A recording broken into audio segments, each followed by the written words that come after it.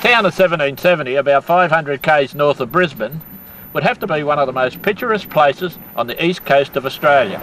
On the 23rd of May, in the year of 1770, Captain James Cook anchored the little ship, the Endeavour, in Bastard Bay. It was only his second landing in Australia. To get to the boat ramp at 1770, we have to pass through Agnes Waters, which boasts a lovely little shopping centre, a pub and an RSL club. The boat ramp is not far from the spot where Cook and the famous botanist Joseph Banks beached their longboat, which has become commonly known as the birthplace of Queensland. After the long trip from the Gold Coast, the boys and myself cannot wait to get the Formosa boat into the water. We slip the boat off the trailer, and as all of our bait and lines are already aboard, it's only a matter of climbing aboard, hit the throttle. Oh, what a feeling as the Formosa boat skims over the water. This is what it's all about.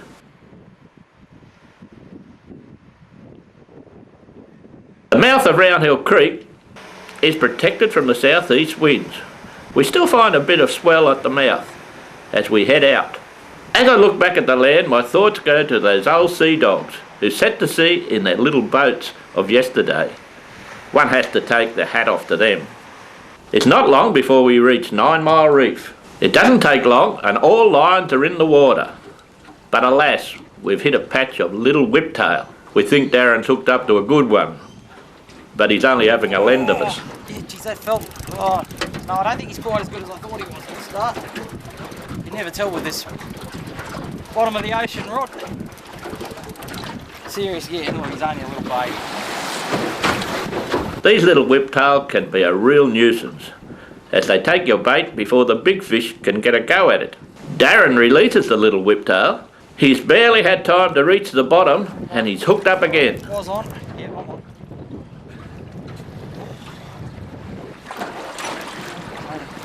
He's not overly huge, but he's... It's an unusual fish this time. So there's a little remora. One that many anglers never see. You don't even know what you're going to get.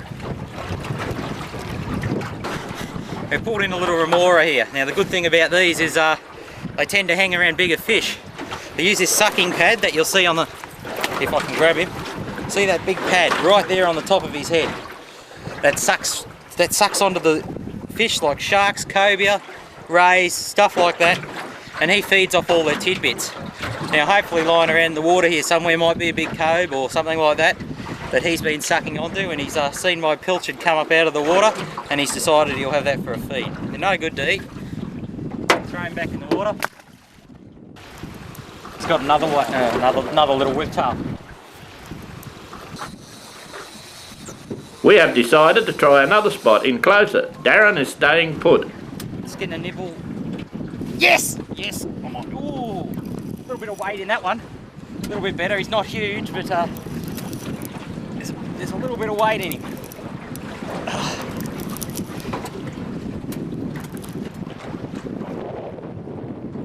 What do we got here?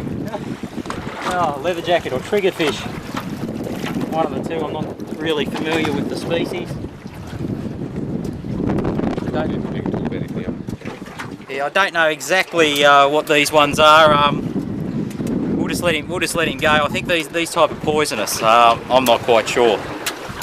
I haven't got the book on me at the moment. And anyway, we'll let him go back and live another day.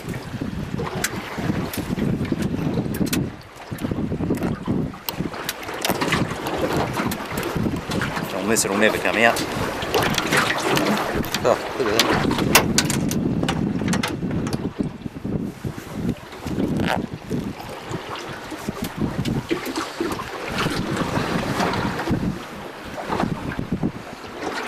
Throw him back in the water.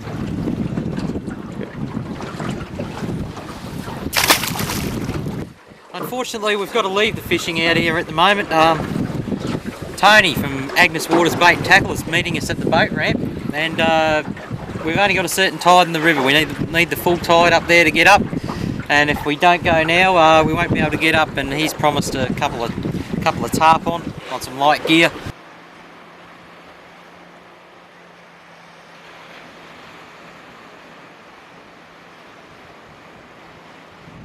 The other guys have left. We thought they got seasick and went back home.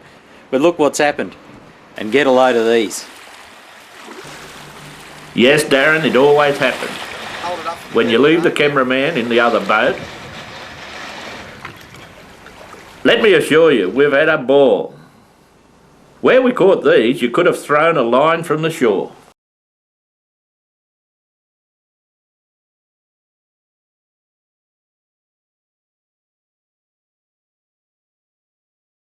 $17.70. Great place. The boat ramp is also used to launch the larks. The town of 1770, Marina, has 2 ex-military amphibious cargo boats. The larks are named after the 2 botanists who accompanied Captain James Cook when he explored the east coast of Australia in 1770, Banks and Soliner. A quick run out into the breakers just to get the adrenaline going. Then it's off to explore Busted Bay and the Busted Bay Head Lighthouse. We also stop at an old cemetery. One can learn so much from old graveyards, such as the cultures of yesterday. The things that stand out in this one is the age of the children, probably brought on because of their isolation.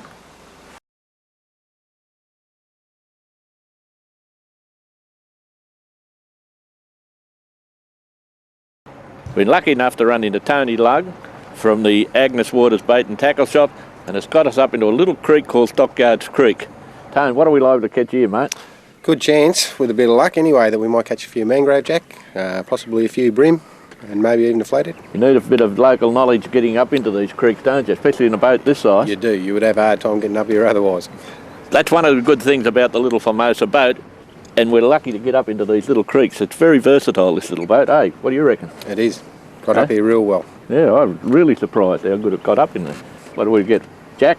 Hopefully a jack. A nice black bream or something like that? Yep, we should get some nice and I'll bream. cook it up for you, Tone. Good on you. Sounds Right, good. let's do it, mate. Nice little tarpon. Got one, Tone. Local knowledge, see?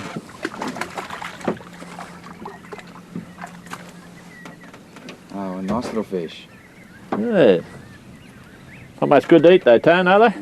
No, not much good. to go back. No, throw him back, buddy. That's local knowledge. I'm not even baited up here yet and got my line in and Tony's already caught one. Oh, I got him. Got another one. I'm still not in the bloody water. What's this? Oh, it's only another one of them tarpons. Have a nice little tarpon. Hey? Another one of those little tarpons, mate. Wait till I get in and catch a big one. There's dew in them, they're not doing too good. Yeah, I was going to say. Hold on a second. Hold on a second, Stewie says.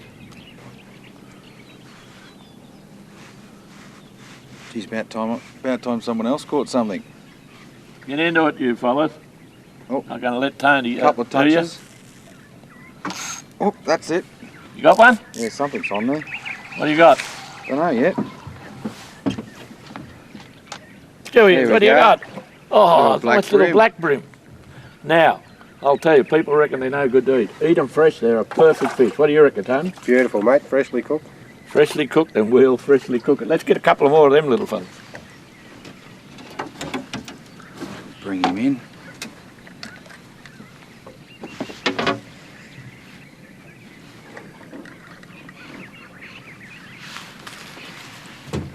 Nice one, Stu. They're pretty little fish, aren't they? Geez, you swallowed that hook. The hook's- Get him off? Yeah, I'll just cut it off. that off. Tone, what length are they got to be? 300? 23. 23. Oh, he's 23. He's got sharp little gill rakers there too. Right on the edge. You can get your fingers Guys, cutting just there. because you got a fish. Oh, got one. Got him. But it's a good, healthy little creek. We want a bit bigger ones than that. Look at that, they're a beautiful animal.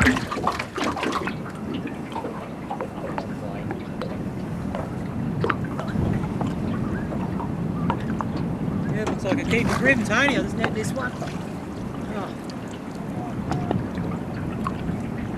One for the icebox. Now the boys have been out fishing all morning and they're getting a bit peckish. Always take this little wire grill with me, loaf of bread, and see what we can cook up. Give us a couple of those little brim there, mate. How many do you want, mate? 2 enough? That's about all will fit on there at the moment. Yeah, that'll do. I'll knock the scales off those. Get a couple more ready. Yep. I'll knock the scales off these and get them cooking. Now Stewie's given me a little silver brim and a black brim. When I knock the scales off and cook them, I bet you they don't know the difference. Nothing much to cook in this, but it'll be a very tasty dish, I tell you. I'm just going to give these little brim a bit of a cut to let the heat in. Just like that. Then I'll turn them over and do the other side. Only want a couple of cuts in them. Right. Now these little fish were swimming in the ocean only an hour or so ago. They're going to be very tasty, I can tell you. Just put them on the coals, the fire's joined down now. Now there's only one other thing. Let them warm up a bit. Smear of butter over them. So they don't burn, they'll blister and have a nice brown. Oh. My mouth's watering already. I don't know who's going to get the first two. This pigeon. Get that head cooked a bit more. Have you ever had fish like this, Stewie? No, I haven't. Mate, you're in for a treat.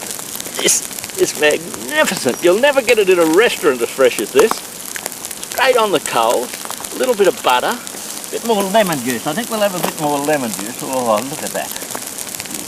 Lemon pigeon. I think they're just about ready. Just bring them over here like that. Oh, beautiful. Look at that.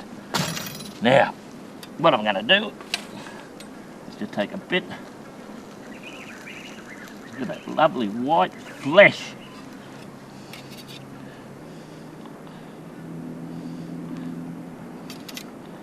Oh, squeeze a bit of lemon over that. A bit of bread on top of that. Tone, have a try of that, mate. Tastes like it looks, mate. Sink the teeth into it first, tell me. Oh, that is really nice, Tommo. I told him, mate, you will never get it in a restaurant like that. Nothing better than a beautiful fresh feed of fish. Hour ago we're swimming in the water. Hey, on your sandwich and just natural flame. Way to go, mate. Way to go, buddy. With a great boat and a ute four-wheel drive and a great bunch of fellas, scenery like this at 1770, you nearly got to be in paradise, I tell you. Oh, we just finished some of Tommo's beautiful sandwiches. Now we're going off to a little spot that Tony knows. It's pretty inaccessible. We've got to tow the boats there. Should be a bit of a challenge for the four-wheel drives, and Tony's going to take us down there this afternoon. Yeah, she's a pretty quiet little spot, pretty hard to get to. Take it a little bit of four-wheel driving to get there, but we've got a couple of good vehicles, so we'll see how we go. Yeah, should be good, eh, Stu? Yeah, so we can take both the boats? Yeah, we'll tow both the boats in there. Yeah, we shouldn't have any problems. We'll see how we go. We'll get some decent fish up there. What do you think we'll get up there? Well, we'll try it for a mangrove jack. We might also pick up some flatties, some brim. See how we go. Anybody want another sandwich? Oh, Tommo, you talk me into it, mate. Beautiful. Okay. In most cars, when you go to back a trailer without the boat on, you can't see your trailer, and before you can correct it, it ducks all over the loading ramp. With the Terracan, all you gotta do is flip the back up. That's the way, you've got clear vision all the way.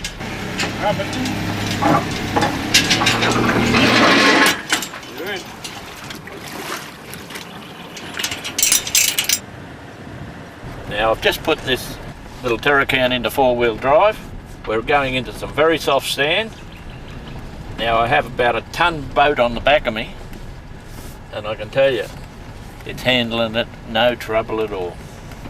In fact, the trailer only has about 8 or 9 inches clearance, and now and again I'm ploughing a furrow with the trailer. So that's putting a lot more pressure on the car. It's getting pretty rough, I can tell. I hope I can get out of here.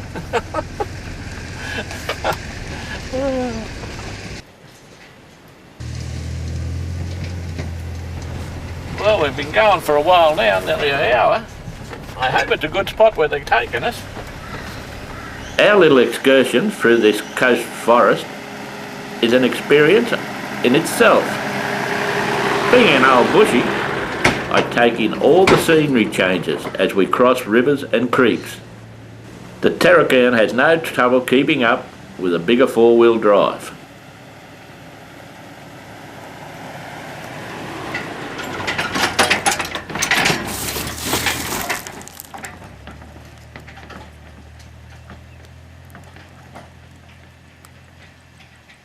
We're lucky to have Tony with us, or we would never find the boat ramp, if you can call it that. It's just a gap in the riverbank between two trees.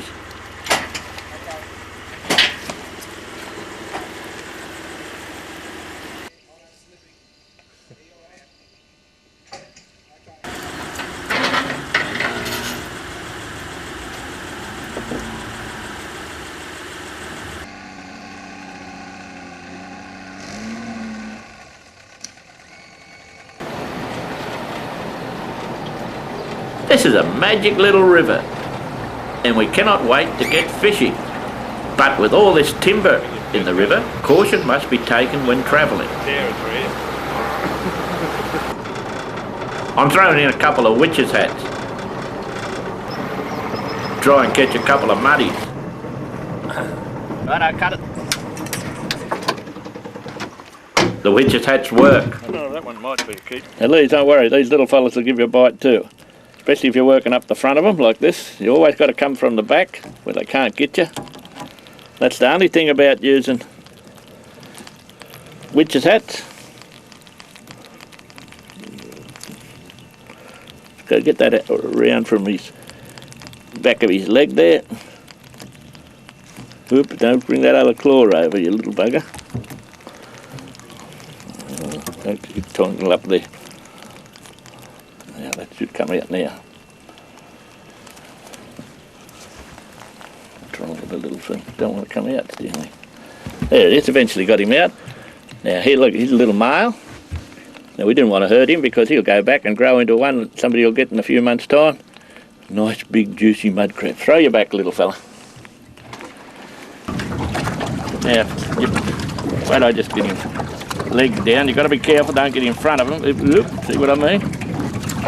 You just get that there and you press in. See how it's going in? You might even hear it.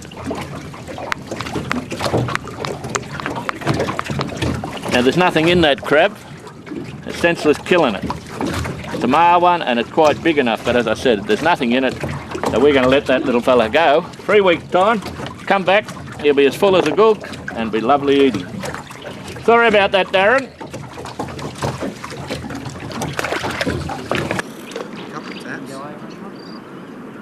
Getting a bite? Yeah. You got him? Yeah, I think so. Yeah, just oh, he's only a little fella. Is he keeper? No, I think he's just under. Not the jack we're after, But a good start. but a good start. He's on, look, she got a good one. Sheena. Sheena's working our second camera. Things were a bit quiet, so she's thrown out a line and she's hooked the fish of the day. Got one? That feels like a flathead. Hey, you flatty? Yeah, it looks like it. He's got a dead sort of weight on him, hasn't he? Well, he's giving it to you now. Hey, bring him around here. He's going around the front. Don't get tangled up with the bloody anchor. Righto, I'll get the net. Bring him up the back here where the pod is.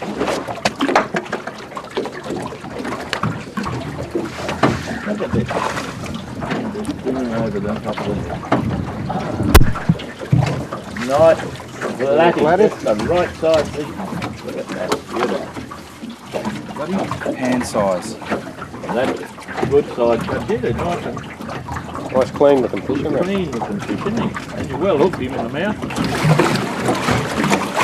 Now Tony was fishing with a very, very small hook and a very light line. No trace, that's why we thought we might have lost him.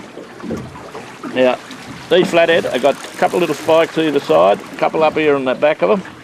And when they hit you with those, you bleed like a stuck pig, you will. I tell you, the blood flies out of you. Look at the big mouth for a little fish. He could swallow just about anything, that fella.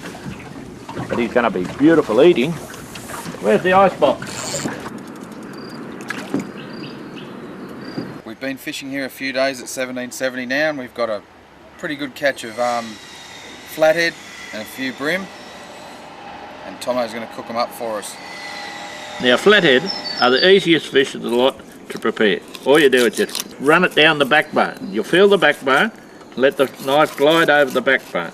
When you get to the finish, just turn that over like that. Now, I'm not going to break the skin off.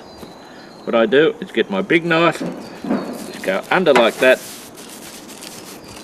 and the skin comes away with the scales and everything. Look.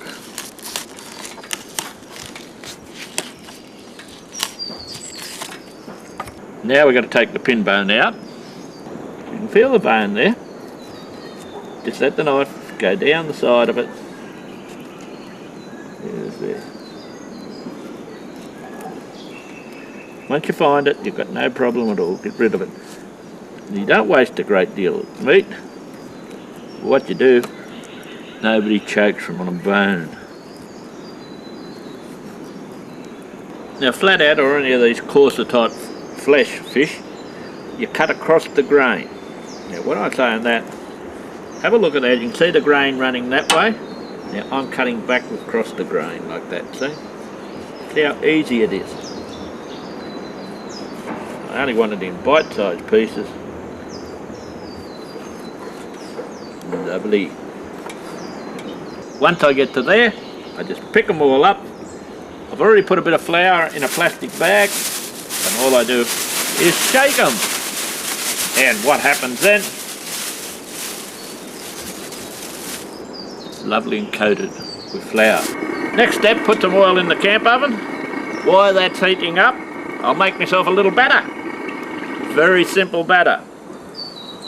And it tastes terrific. I want a fair bit of oil in there because I want the fish to float. Now put the lid on, and that'll heat up while I'm making my batter. A little bit of self-raising flour, good stuff, that'll do. Over here, good pinch of bicarbonate of soda. This is the simplest batter you ever tasted, and you don't have to leave it in the fridge for 2 hours or anything like that. This is not Coca-Cola, it's water in a Coca-Cola bottle. We're just going to put that over there like that. And now I need a spoon to stir it. That'll do. A bit more water.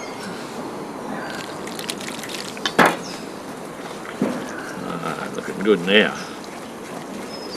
Looking good now. This is the simplest batter I know, but it works. Keep stirring, you get all the lumps out of it. A big dob of butter on my plate. I've got that heating up. What I'm going to do now is make my sweet and sour sauce. Oh, looking good. And I've cut up one of these lovely Spanish onions and some capsicum. Put them on.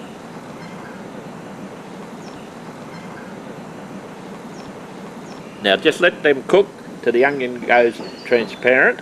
Right, a little bit of brown sugar for the sauce. And some white vinegar.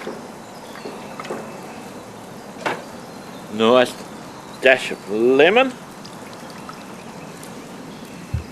This one, a little bit of chili sauce to go in it. Oh yeah, that'll liven them up.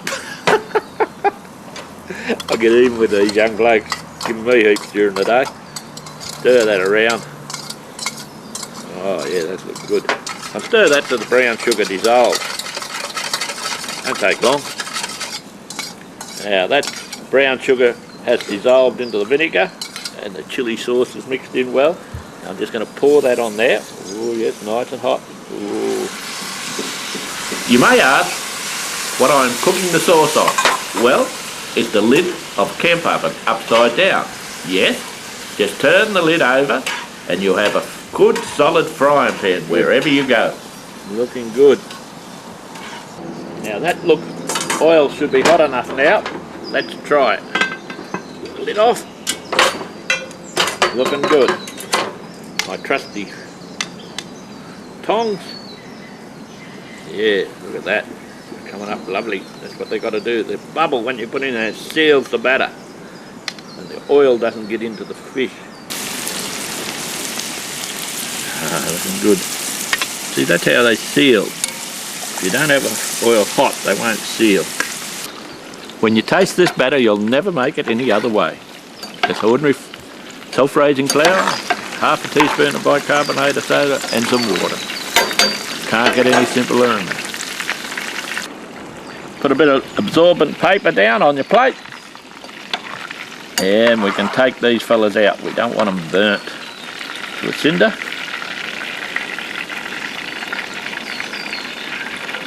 Whew.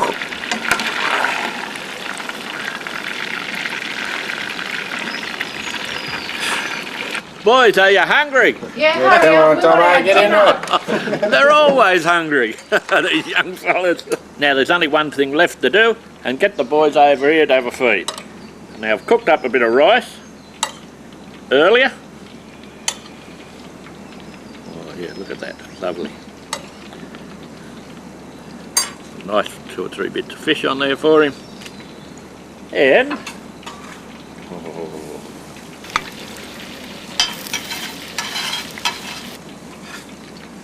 try that, mate. Come and have a go at this.